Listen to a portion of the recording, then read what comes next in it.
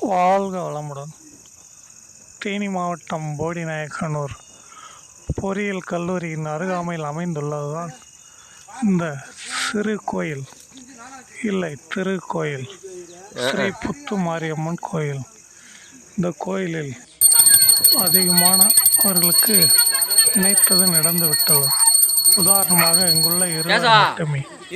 ஒருவருக்கு ஆண் குழந்தை பிறந்துள்ளது, மற்றொருவருக்கு முடியாமல் நடந்து வந்துள்ளார்.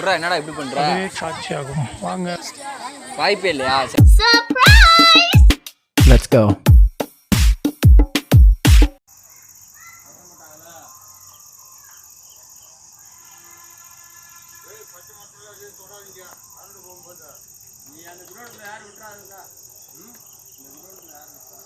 போக மாட்டாங்க நம்ம தவிர.